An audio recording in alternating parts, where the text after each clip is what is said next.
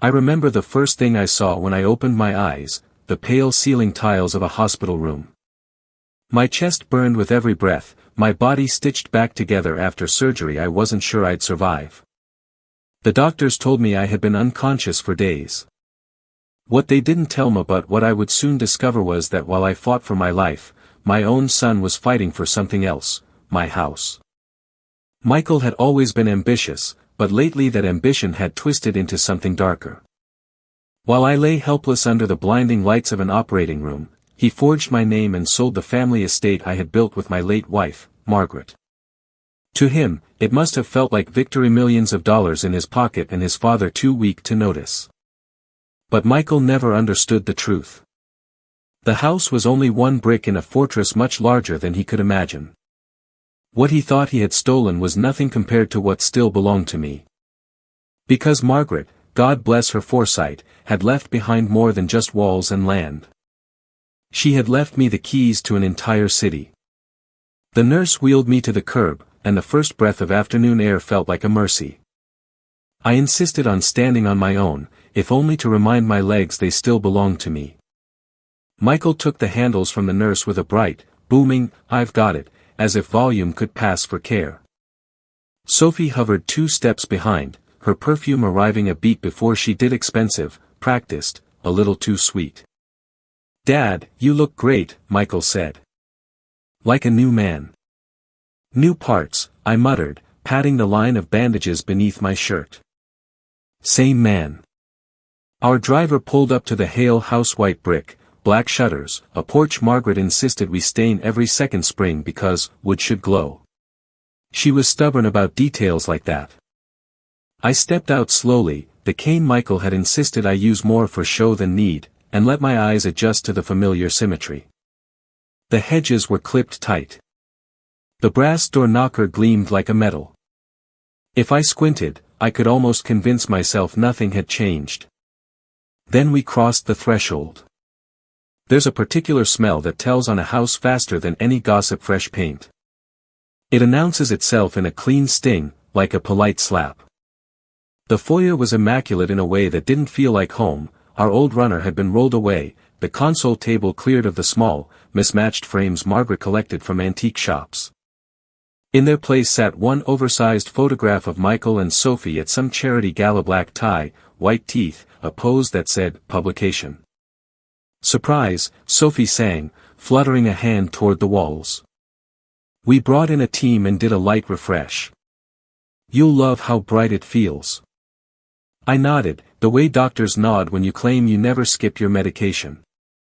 I followed their tour like a tourist in a museum built out of my own memories. The den looked bigger without the Booksme books, which had lived in soft-shouldered stacks along the window seat. The coffee table no longer held the shallow bowl Margaret used to fill with things she picked up on walks, peculiar stones, bottle green sea glass, a rusted key we never found the lock for. In the kitchen, the ceramic canisters were gone from the counter, the ones with the hand-inked labels I wrote in a moment of hubris: flour, sugar, coffee. Margaret called them my first and last attempt at calligraphy. She kept them anyway. "It was time to simplify," Michael announced, opening the fridge like a game show reveal. "We stocked you up with all the good stuff. Organic. Low sodium. Doctor's orders." "Thoughtful," I said. The word felt like a coin placed where a confession should go.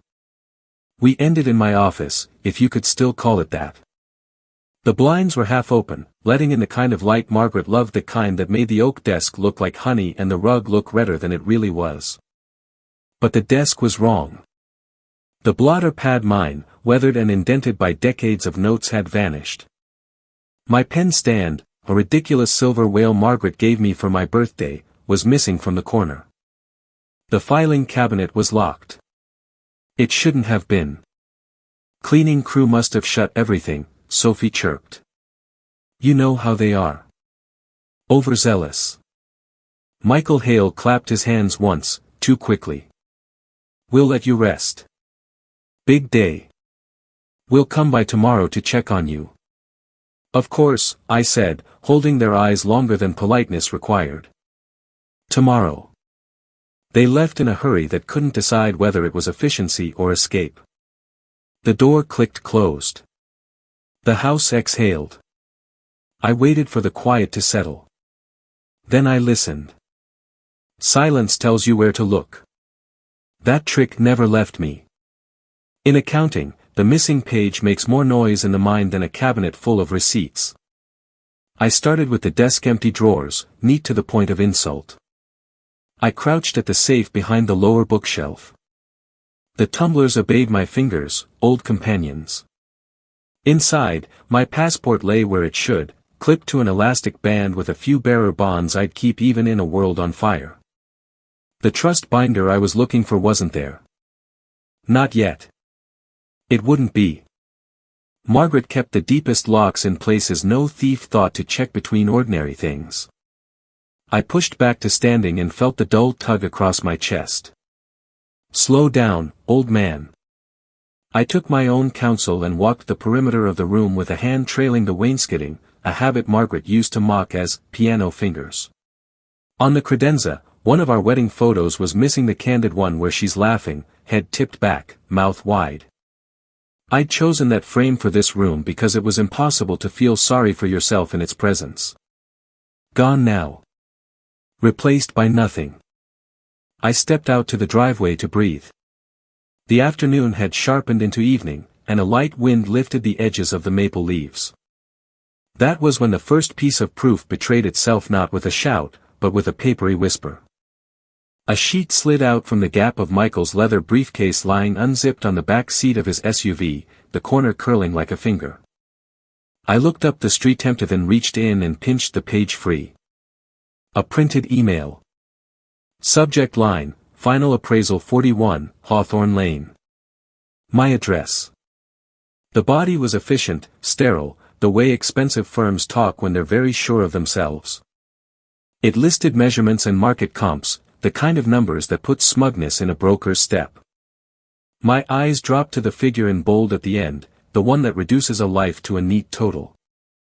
The number would have impressed a crowd. It did not impress me. I folded the paper twice and slid it into my jacket.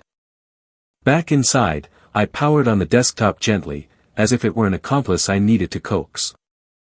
The familiar fan whir rose, and the monitor lit my face into something ghostly. I typed Hawthorne Lane into the county records portal, a site so ugly it must have hired the cousin of a clerk to design it in 2003. Ugly sites have a virtue, they rarely lie. Parcel search. Owner of record. Transfer history. The page blinked, then served me a line I knew better than my own birthday: grant deed executed, 4 days ago. Seller, Thomas R. Hale. Buyer, Brooks Development Group, LLC. My name sat on the screen like a prank. A scan deed opened in a new window, signature in a hand that was almost clever, fattened letters, careful hesitation where my wrist would have rolled. I looked at it the way you look at a counterfeit bill. Part of your brain says money, the rest says paper. Nice try, I told the empty room. It is a terrible thing to be a father and an auditor in the same skin. Your first instinct wants to forgive. The second doesn't know how. I chose the second, because the first would have killed me slowly. I checked the timestamp against my surgical records. There are advantages to being the kind of man who memorizes chart times he wasn't awake for. The overlap was grotesque and perfect. While a team of strangers kept my heart beating, my son used my name to empty it. The anger that came wasn't the kind that turns men into fools. It was the kind that turns them into plans. I shut down the computer and sat very still until my breathing matched the steady metronome in my chest. Margaret always said the truth hides in plain sight because that's where liars assume no one will look. I looked at plain sight. I opened the pantry door. Inside, in the glow of the little sensor light we'd installed because Margaret stepped on one too many jars, the shelves stood as upright as soldiers. But on the third shelf where the flour should have been sat a shoebox. No shoes I'd ever seen wore a lid with a seam that neat. I lifted it. Weight told me it wasn't cardboard pretending to be important. Metal. Margaret's particular kind of mischief. I smiled despite myself. There you are. I didn't open it yet. Not because I feared what was inside, but because I knew I'd need to open it once, correctly, with a witness and a camera and a chain of custody no clever lawyer could sneer at. I slid the box back, turned the label of the next canister so it faced forward small orders, Hale and Carter Trust Services, just to see if fate had a sense of humor. Then I closed the pantry and let the house go quiet again. On the hall table, I found a note in Sophie's tidy loops, "Rest up. We'll handle everything." I set the note down and straightened it to the edge, an old reflex. Then I turned off the last light and stood in the dim, listening to a home that had been made unrecognizable by kindness. I did not call Michael. I did not call Sophie. I called no one at all. Night is a good partner for decisions. In the morning, I would dial 2 numbers I knew by muscle memory, the first to an old friend who never stopped carrying a badge, the second to a young woman who inherited her aunt's talent for reading the fine print and my appetite for fairness. But for now, I went to the porch and let the dark do what it does best, make the important things obvious. Somewhere down Hawthorne, a dog barked, then thought better of it. I put my hand flat on the railing. Margaret had insisted we sand ourselves one summer when the contractor didn't show. The wood was smooth, warm from the day it had just survived. "So did you," I told it. Then I went inside, and for the first time since the hospital, slept on purpose. Morning light has a way of stripping away illusions. By the time I sat at the breakfast table with a mug of black coffee, my pulse was steady, my mind sharper than it had been in weeks. Heart surgery may have left me weaker in body, but it had carved away any hesitation I might have had. Margaret used to tease that I could sniff out lies the way a bloodhound sniffs out a trail. Now I had the scent, and I wasn't about to lose it. I started with what every fraudster forgets, the public record. When I taught young associates at the firm, I used to tell them, liars always underestimate how much of their crime they leave behind in the open. The county recorder's website was clunky, but it was honest. Every document filed, every deed transferred, every lien released, it was all there if you knew how to read it. I typed in my parcel number, the one I had memorized years ago like a phone number. The screen flickered, and there it was, deed of transfer. Seller, Thomas R. Hale. Buyer, Brooks Development Group, LLC. Execution date, 3 days after my surgery. I opened the PDF, and my own name stared back at me. The signature was a careful imitation, but to me it looked like graffiti. Whoever had signed it tried too hard to shake the hand, to slow the strokes as if imitating the tremor of age. But my hand has never trembled when I write my name. 40 years in courtrooms and boardrooms had taught it precision. The T was wrong.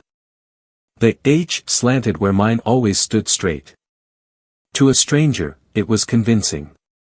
To me, it was a fingerprint left on a murder weapon. My first instinct wasn't rage, it was a kind of icy calm, the same feeling I'd had when I uncovered a multimillion-dollar embezzlement scheme years ago.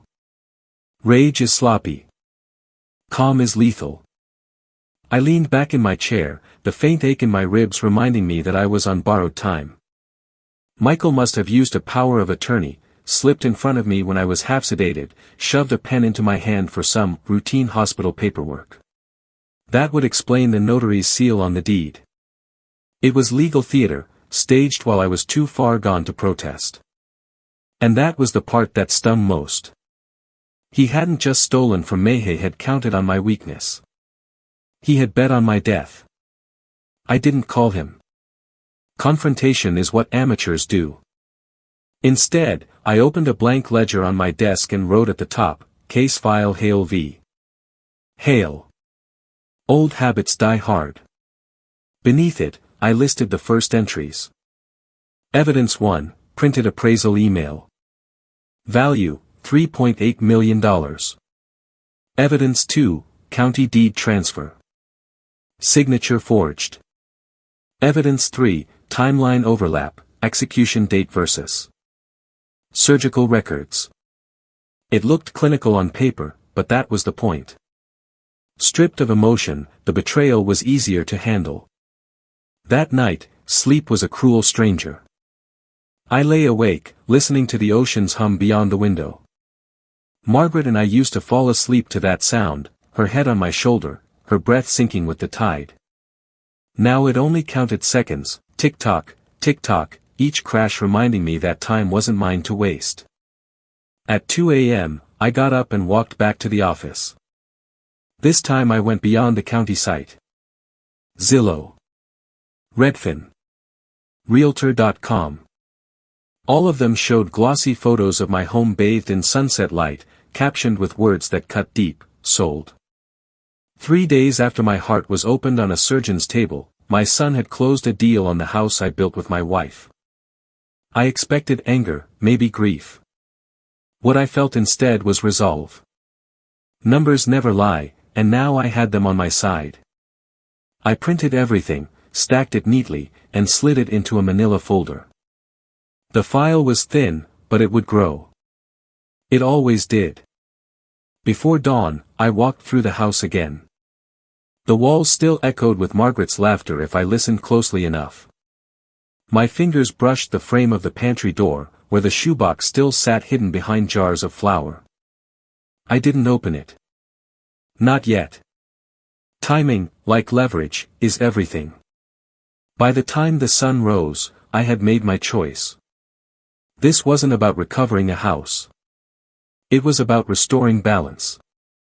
Michael had made his move on the board. He thought the game was over. But the game had just begun. By the time morning stretched into a pale gray afternoon, I had a stack of printouts on my desk thick enough to pass for a trial exhibit. The evidence was clear, the forged deed, the appraisal email, the real estate listings, the dates that lined up too perfectly with my hours under anesthesia. I had all the numbers. What I needed now was a man who could turn numbers into leverage. There are only a few phone numbers I've carried in my head for decades, etched there as surely as scripture. One of them belonged to Richard Cole. Richard and I had grown old in parallel. I spent my years combing through ledgers, he spent his patrolling the streets of Crestwood as sheriff. He was the kind of man who saw everything twice, once as a cop, once as a father. When he retired, people said Crestwood lost its backbone. They were wrong. Richard never retired, he just stopped wearing the badge where others could see it. I dialed, half expecting the line to have gone dead after all these years. But on the second ring, a gravelly voice answered. "Hail. I was wondering when I'd hear from you." "You always were nosy," I said. "And you always waited too long," he shot back. "What's wrong?" I told him. Not everything, the whole fortress of Margaret's trust and the city beneath it could wait. But enough. The forged deed. The sale. The fact that my son had counted on me dying and left fingerprints all over the scheme. Richard listened in silence, only breaking it once to curse under his breath when I mentioned the execution date. When I finished, there was a pause, then the sound of a chair creaking as he leaned forward. "This isn't just betrayal, Tom. This is a felony buffet. Elder fraud, wire fraud, forgery, you name it. Your boy didn't just cross the line, he set the line on fire." "I know," I said quietly. "That's why I'm calling you.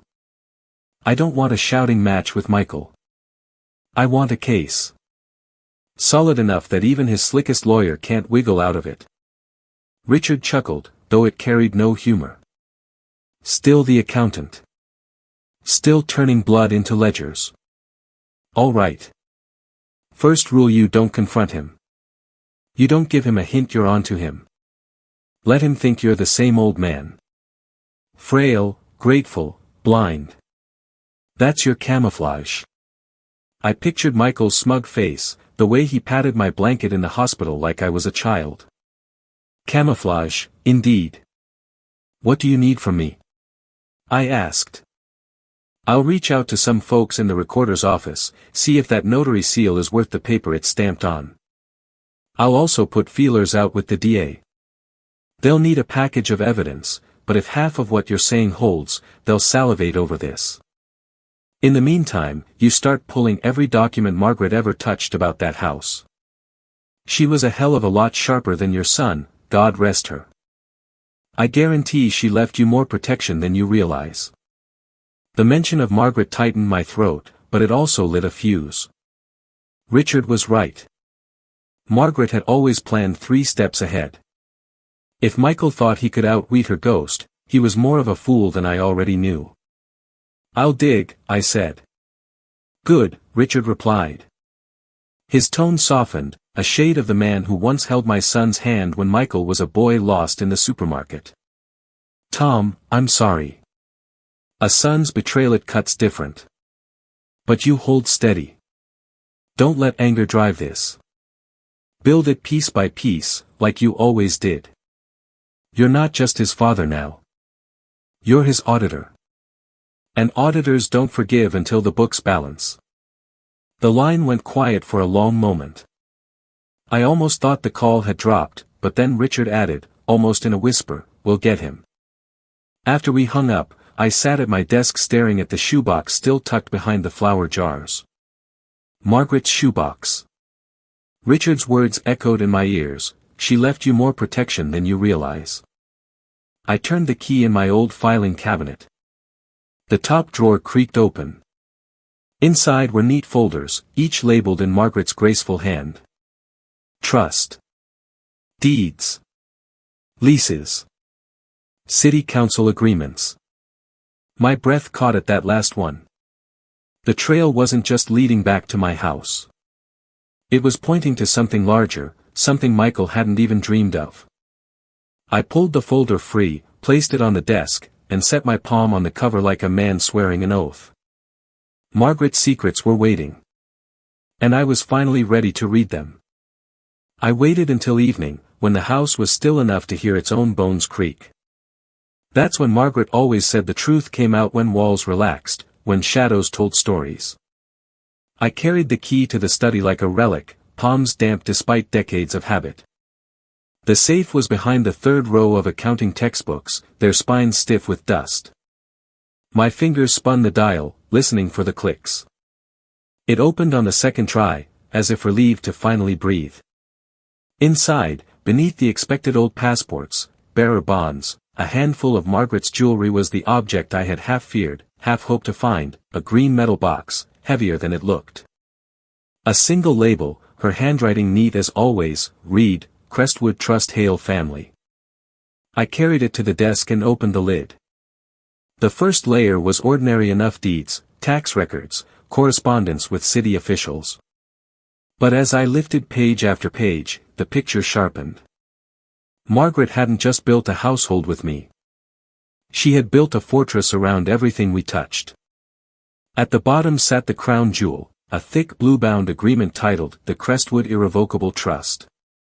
My hands trembled not from age, but from awe. I began to read. 30 years ago, while I was content to invest in properties and let success stack itself like bricks, Margaret had been thinking about storms. She had petitioned the city council, drafted contracts, and quietly acquired land under the trust's name. Not just our street. Not just our neighborhood. Entire blocks. Parcels scattered like chess pieces across Crestwood, each one signed over to the Hale Family Trust. By the time she was finished, the trust controlled more than 70% of the city's buildable land. And here was the brilliance: every parcel was locked, ironclad, impossible to sell without the signatures of both trustees. Margaret had named herself and me. When she passed, control reverted solely to me. Not Michael. Not Sophie. Not anyone else. I flipped to the page that spelled it out: no beneficiary, heir, or successor may alienate, transfer, or encumber the property without written consent of the acting trustee. My signature. Mine alone. My late wife had been a strategist. While I built income, she built protection. Where I saw value in numbers, she saw security in fine print. She had safeguarded not only my home, but the beating heart of an entire city. I leaned back, the study's lamplight pooling over the documents. For the first time since the hospital, I let myself smile. Michael Hale thought he had stolen a crown jewel. What he had taken was costume jewelry, glittering on the surface but worthless beneath. The real wealth, the true power, sat in my hands, bound in blue leather and sealed with Margaret's foresight. But the smile didn't last. Because power comes with responsibility. The trust wasn't just a shield, it was a sword. And in the wrong hands, it could cut deep. I thought of Michael, his slick charm, his impatience, his hunger for shortcuts. He hadn't stumbled on this out of innocence. He had gambled that my house was enough to make him rich. What if he discovered the larger truth? What if he realized the house was just one stone in a wall that circled Crestwood? That would make him dangerous. I closed the binder gently, as though Margaret herself might scold me for being rough. Then I reached for the phone. There was one person who needed to see this, one person who could wield it like a weapon for good, my niece, Emily Carter. Emily had inherited Margaret's tenacity and my eye for detail. A lawyer by trade, she had earned her reputation dismantling developers twice her size in court. When she was a girl, Margaret used to let her sit at this very desk and pretend to stamp papers with an old notary seal. "She'll use the law like armor someday," Margaret would whisper. I dialed. Emily answered on the second ring, her voice crisp, professional. "Uncle Thomas?" "Emily," I said, steady. "I need you to come to Crestwood. Immediately." There was a pause, then her tone shifted from niece to litigator. "Is this about the trust?" "Yes." I looked at the green metal box. "It's time you read it." Her answer came without hesitation. "I'll be on the first flight." I set the phone down and rested my hand on the box once more. Margaret had built a fortress, yes. But fortresses were meant for siege, not comfort. And I had no illusions the siege was coming. Michael Hale had sold my house. He thought he had buried me in the process. But soon, he would learn the truth. I didn't just own a home. I owned his world. Emily arrived the next afternoon on the earliest flight she could catch from New York. She looked like Margaret in a way that made my chest ache, dark hair tied neatly back, eyes sharp, and a leather satchel bulging with yellow legal pads. She greeted me with a quick hug, then immediately went to work, sliding into Margaret's old chair at the oak desk like it was her rightful throne. "Show me everything," she said. I placed the green box in front of her. She opened it carefully, spreading the documents across the table in neat rows. I watched her as she read, her lips moving silently, brow furrowed, a pen dancing across her notepad in quick strokes. Hours passed in the quiet scratch of ink and the occasional rustle of paper. The only sound outside was the tide, rising and falling against the cliffs. At last, Emily sat back, removed her glasses, and exhaled. "Uncle Thomas," she said slowly, "your wife was a genius." I gave a small smile. "Tell me something I don't know." She tapped the thick blue binder, the Crestwood Irrevocable Trust. "This isn't just estate planning. It's empire planning. Margaret locked up the majority of this city tighter than Fort Knox. The trust controls over 70% of Crestwood's land, from commercial blocks to residential lots. It's all tied together by clauses that make it nearly impossible to challenge." Her pen pointed to a paragraph highlighted in yellow. "Only the acting trustee can approve any transfer. Anyone else, even a blood relative, has no authority. Which means Michael's sale of the house is worth less than the paper it's written on," I finished. Emily nodded. "Exactly. Brooks Development bought a shell. The land beneath it, and much more, still belongs to the trust." I leaned back, feeling the weight of vindication settle across my shoulders. But Emily wasn't finished. She picked up another file, thin, but with fresh ink on the header. "There's more." I ran a quick check before flying out. "Your son isn't just guilty of fraud with the house. He's already reaching further." A chill rippled through me. "Further?" Emily slid the document across the table. It was an email exchange, forwarded by a friendly contact she had in the city's planning office. The name at the top jumped out like a curse, Michael Hale. He's been meeting with a developer named Brooks, Emily explained. Not just about your house, but about a proposed retail complex in downtown Crestwood. Michael promised him the land rights. But look here, she tapped a line at the bottom, the parcels he offered are owned outright by the trust. He doesn't even realize it. I read the words, my stomach tightening with each line.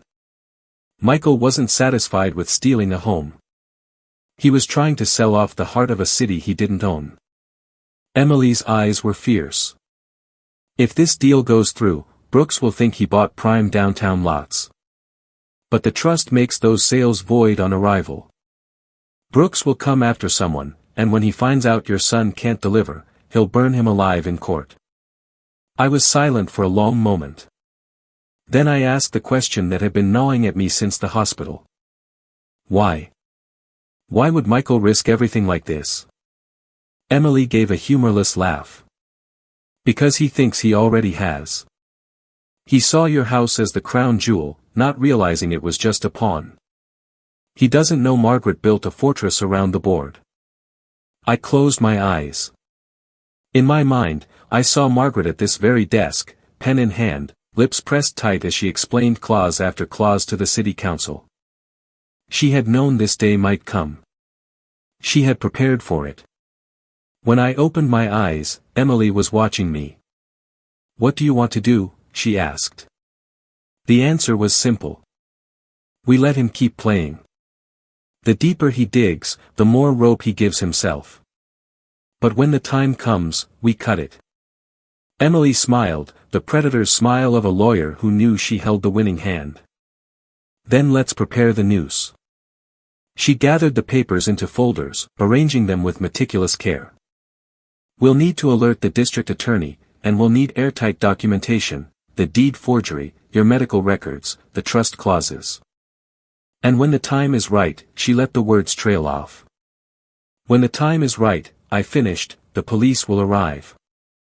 We sat in silence for a moment, the tide crashing in the distance like the sound of a clock ticking down.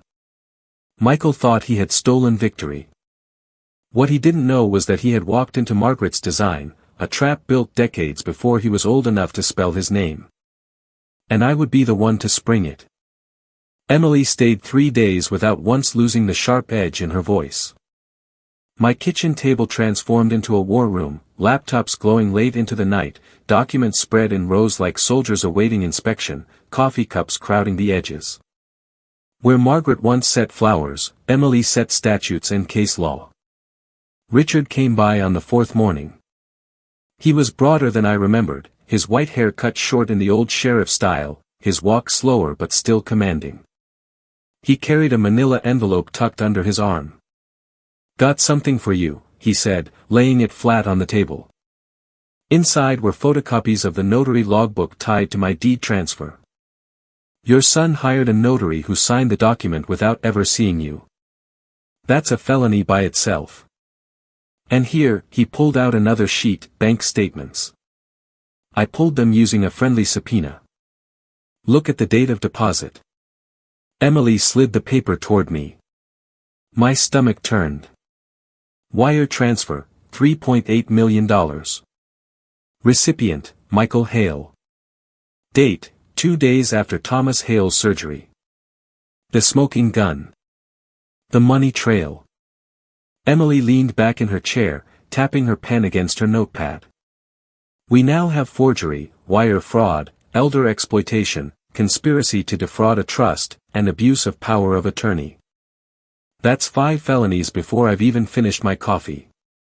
Richard grunted. DA will eat this alive. I spoke to an old contact downtown. He says if we build the file clean, with every paper authenticated, the prosecutor will take it straight to indictment. I felt a strange calm wash over me. This wasn't Raj, it was math. Each page was another equation, another undeniable proof. My son had thought emotion would blind me. Instead, it had made me sharper. Then we build it, I said. Brick by brick. That afternoon, Emily dictated a list like a general assigning tasks. Medical records, proof that I was unconscious during the supposed execution of the deed.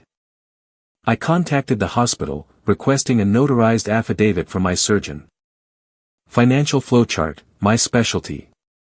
I spread Michael's bank statements across the dining room table and began mapping the path of every stolen dollar, debts cleared, luxury cars purchased, deposits into Sophie's personal account. The web was messy, but every thread led back to the fraudulent sale. Trust documents. Emily scanned every page of Margaret's fortress, highlighting clauses that invalidated Michael's actions. The ground rules of Crestwood were ironclad, and Emily was preparing to show the court just how untouchable they were. Law enforcement coordination. Richard contacted the DA's office quietly, arranging for warrants to be prepared. He was careful, methodical, making sure nothing would leak back to Michael before the trap was ready. By evening, the house felt alive again, not with family laughter, but with purpose. Margaret's spirit lingered in every clause, every statute, every neatly folded page. "Uncle," Emily said after hours of typing, her voice softer now, Aunt Margaret knew. She knew one day greed might come from inside the family. She didn't just protect the land. She protected you. I looked at her across the table, the lamplight catching her determined eyes. She did more than that. She left me a lies. Over the next week, the file grew thicker. Emily bound each section with colored tabs: forgery, fraud, medical, trust, financial. Each tab was a nail in Michael's coffin. Richard added his own touch, a plan for the arrest. DA wants a clean takedown. No mess, no room for sympathy. Public, but controlled. Public? I asked. Richard nodded. Your son is throwing a housewarming party next month. New mansion in Beverly Hills, bought with your money. Invitations are already out. Politicians, investors, half the city's elite will be there. He'll want you as his centerpiece, the doting old father who blessed his success. The irony almost made me laugh. And while he's raising his glass. Richard's grin was grim. We'll raise the cuffs. Emily's pen tapped once, twice. It's perfect. Optics matter. The same arrogance that made him steal from you will be his undoing. We'll let him invite the witnesses to his own downfall. I closed the blue binder of the trust, my hand lingering on the embossed letters. Margaret had built the fortress. Emily and Richard were manning the gates. All I had to do was play the role Michael already believed in: frail, forgetful, harmless. But I was none of those things. I was an auditor. And the books were about to balance. The limousine Michael sent to fetch me might as well have been a hearse. Its windows were tinted dark, its leather seats cold and stiff. I sat inside, dressed in an old navy blue suit I hadn't worn since my retirement dinner a decade ago. It hung a little loose on me now, but that was the point. Let them see an old man, weak and weary, grateful just to be invited. As the car rolled through Beverly Hills, my reflection stared back from the glass. Behind me, the city lights glittered, each one a reminder of Margaret's foresight. Michael thought he had bought a kingdom. He didn't realize the ground beneath his palace still belonged to me. The car stopped in front of a mansion that looked more like a museum: white concrete, sheer glass walls, all angles and arrogance. Music pulsed from inside, bass vibrations you could feel in your ribs. Spotlights swept the sky, as though Michael were unveiling himself to the gods. I leaned on my cane as the driver opened the door. Each step up the marble path was deliberate, slow, a performance of frailty. Inside, the crowd shimmered with wealth, sharp suits, sequined gowns, champagne flutes held like trophies. Waiters glided past with trays of hors d'oeuvres too delicate to be food. And there, at the center, was my son. Michael Hale was draped in a tailored tuxedo, Sophie at his side in a silver dress that clung to her like armor. He laughed too loudly, gestured too broadly, his every move calculated to broadcast success. When his eyes found me, for just a heartbeat the mask slipped, annoyance flickered. Then it was gone, replaced by a dazzling smile. "Dad," he called, loud enough to draw eyes. He strode over, glass in hand, and wrapped an arm around my shoulders. It wasn't affection, it was possession. "Everyone, this is the man who made it all possible. My father, Thomas Hale." Polite applause rippled through the room. I gave a weak smile, nodded as if touched. Inside, I catalogued every face, investors, city officials, even a councilman I recognized. Witnesses, all of them. Perfect. Michael paraded me like a relic, introducing me to his guests as though my name were a family crest. He spun stories about my old-fashioned values, about how he had taken the foundation I built and carried it into a new era. The hypocrisy was so thick I could almost choke on it. I played my role, the frail old man, smiling faintly, nodding slowly, letting him bask in his own lies. Every word he spoke was another bar on the cage he was building around himself. Then came the moment. Michael Hale tapped his spoon against his champagne glass. The music softened, the crowd hushed. He stood tall in the center of the room, Sophie gleaming beside him. "My friends," he began, voice smooth, confident, "thank you all for joining us tonight to celebrate this new chapter. They say success is a journey, not a destination, but I think tonight feels pretty damn close to a destination." The crowd laughed, eager to echo him. He lifted his glass. "This house isn't just walls and windows. It's a symbol of vision, of courage, of knowing when to take a bold step. And none of this would have been possible without the man standing right, the Remy father." All eyes turned to me. I gave them what they expected, a trembling smile, a nod of pride. Michael beamed. "To my father, and to the future," he declared. The room echoed, "To the future." Glasses clinked. Champagne sparkled. And then, the doors opened. 3 figures entered, framed by the cool night air. David Sterling led them, dark suit, solemn expression, the authority of decades in his voice. Behind him, 2 detectives, badges glinting at their belts. The music died. The laughter curdled into silence. David's eyes scanned the room until they landed on Michael. "Michael Hale?" he asked, calm but cutting. Michael Hale lowered his glass, confusion flashing across his face. "Yes. This is a private event." "Who the hell?" David stepped forward. "I am David Sterling, Federal Bureau of Investigation." "Mr. Hale, you are under arrest for multiple counts of fraud, forgery, and elder exploitation." Gasps swept the room. Sophie's champagne flute slipped from her fingers, shattering on the marble floor. Michael Hale laughed, high and brittle. "This is insane. You've got the wrong man. My father's right here, Dad, tell them. Tell them this is a mistake." All eyes turned to me again. For the first time that night, I stood tall. My cane was no longer a prop. My voice was clear, steady. "It's no mistake, Michael." His face drained of color. The detectives moved in, 1 on each side. Sophie cried out as cold metal closed around her wrists. Michael resisted for a heartbeat, then sagged as the handcuffs clicked shut. The crowd recoiled as if fraud were contagious. Investors whispered furiously, some already pulling out phones, others slipping toward the door. The mighty housewarming party had turned into a public shaming. But it wasn't over. From the back of the room stormed a red-faced man I recognized from Emily's files, Mr. Brooks, the developer. He shoved through the shrinking crowd, his fury aimed at me. "Vance," he bellowed. "What the hell is this?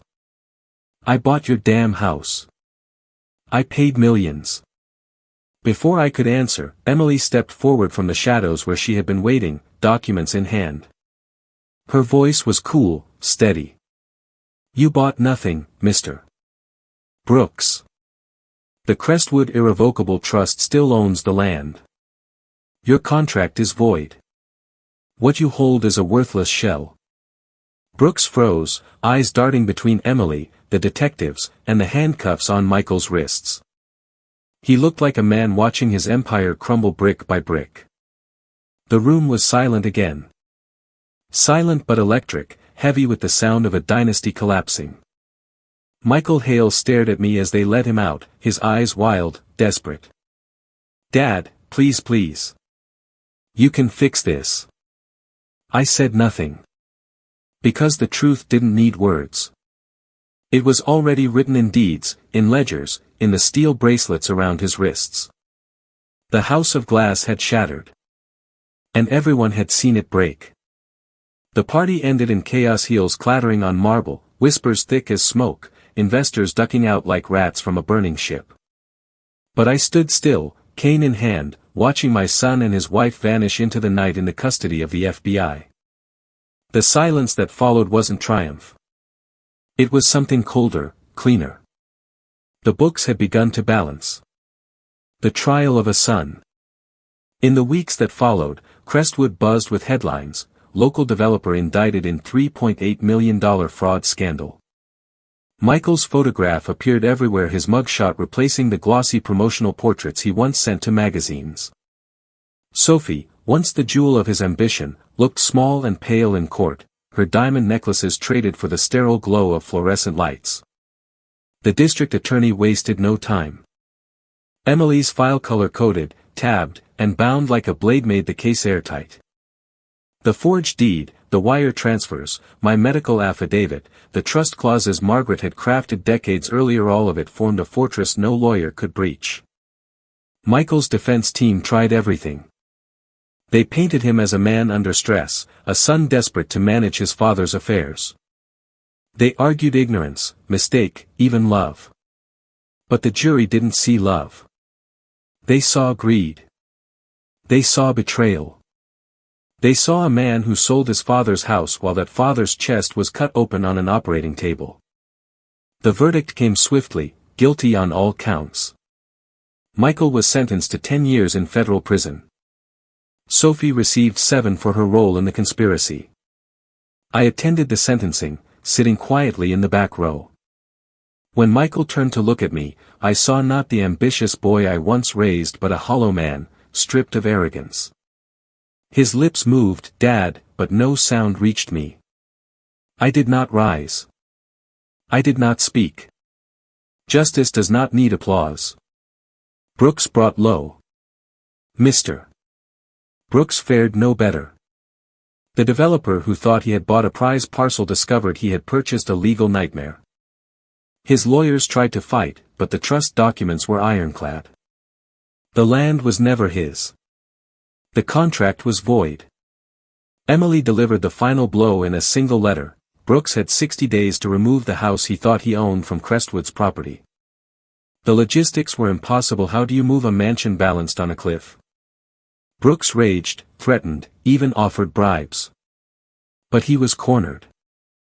Finally, Emily extended a single offer: the trust would purchase the structure back for $750,000.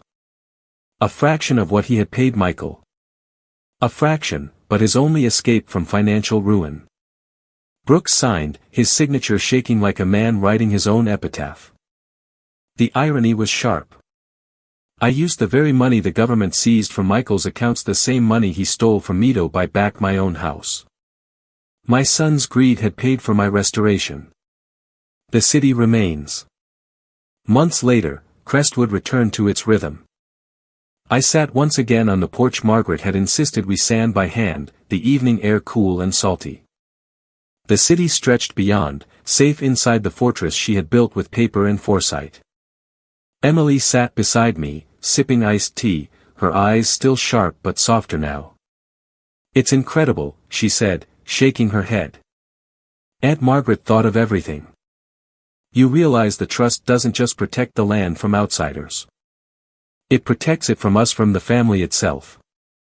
I smiled faintly. She knew blood can be both bond and blade. Richard visited often, though he refused to take credit for anything more than pointing the DA in the right direction. He was wrong, of course. Without him, the file would have been a pile of paper. Together, the three of us had turned it into a weapon. And so, life grew quiet again. Not the silence of betrayal, but the silence of peace. A father's reckoning. Sometimes, when the dusk light hit just right, I thought of Michael as a boy running barefoot across the lawn, laughing, calling for me to throw the ball again. It hurt to reconcile that child with the man who forged my name. But justice is not about revenge. It is about order. About balance. The ledger had been corrected, the false entries struck, the columns aligned. Margaret once told me, the true legacy isn't money. It's protection. She had been right. The house, the city, even my dignity, she had safeguarded them all. Michael could not steal what was never his to claim. 6 months after the trial, I sat on my porch as the sun dipped low over Crestwood. The sky burned orange and purple, the tide rolling in steady and eternal. For the first time in a long while, my breath came easy. Michael Hale sat in a cell. Sophie counted the days in silence. Brooks licked his wounds, poorer and humbler. And me? I was home. I looked at the horizon, where sea met sky, and whispered into the wind, "You were always one step ahead, Margaret." Justice, I realized, is not thunder or fury. It is the quiet click of a lock turning, the restoration of what is right. It is the knowledge that the books are balanced, that order has returned. The house was mine again. The city was safe. And I was finally at peace.